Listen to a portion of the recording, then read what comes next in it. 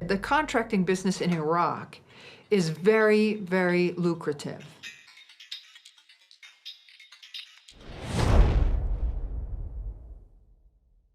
There was so much money being given away over there to contractors. I mean, there were jobs that didn't even need to be there. You know, we'd go into the tent to use our internet, and the woman who would put my name down to assign me to a computer would be a civilian contractor who was making 6 figures to be over there. Why is she there? Why are we paying this woman to do this? They threw so much money at these people they can't refuse. I mean, if you're a mechanic, you're making like 20 or 30,000. Someone offers you 100,000 a year tax-free to go to Iraq, and that's hard. I think that's really hard to refuse.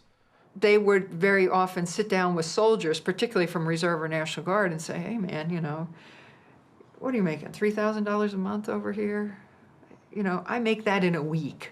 You would talk about how, you know, in 8 more months, I'm gonna be out of here and I'm gonna be making 140 grand.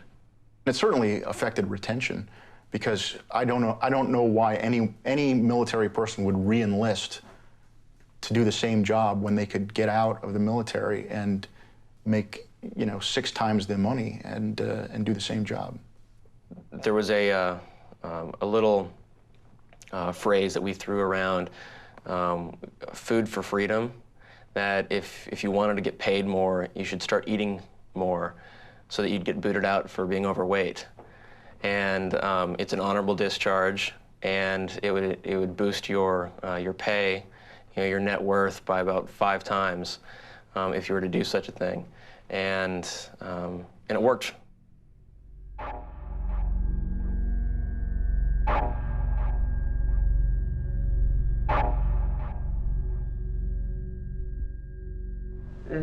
جو علينا الامريكان بال11:30 بالليل واخذوني انا وابني، فابني دا يقول لهم هذه امي، فاجا الامريكي جرني من ايدي حيل قال لي جو سكو هيك حيل صح، فقال لي اعترفي، اذا ما تعترفين على الارهابيين اللي وياك راح اوديك مكان يعتدون عليك ويلعبون بيش طوبه الامريكان، فاحسن لك احكي انت وابنك.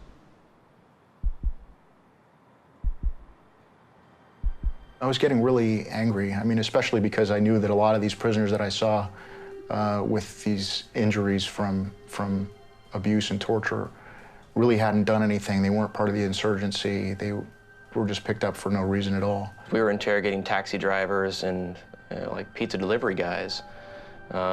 It was just, you know, we called him Average Ahmed. Using methods such as torture and also using people who are not qualified to do this job has resulted in bad information and therefore problems for national security and for the soldiers, because you're getting information that's no good. In a lot of areas where you start noticing a lot of, you know, a lot of hostility against American soldiers, it's not because the soldiers are doing a lot of wrong things. It's because sometimes maybe the communication that has been transmitted to them has been transmitted to them wrongly, unprofessionally, and serving someone else's interest. These are Titan linguists. They were hired by Titan. Titan has long-standing contracts providing critical information technology and support services for some of our nation's most valuable defense assets.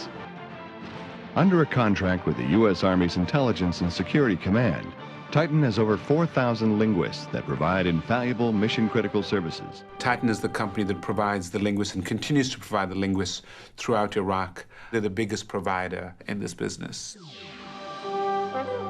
They were so desperate to get people to fill these positions as translators that they were just hiring anybody that approached somebody and obviously had command of the English language in addition to the Arabic language or Farsi or whatever it may have been.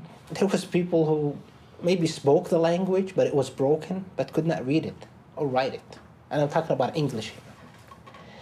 And they were hired. They were never given a test. Nobody was given a test. I was never given a test. The test I was given was a phone conversation for a minute. Military trusted us. Military trusted Titan. Titan came and said, here's a linguist that we have hired, we have trained, tested, we put our trust in, he passed his security clearance, or he got some kind of a clearance.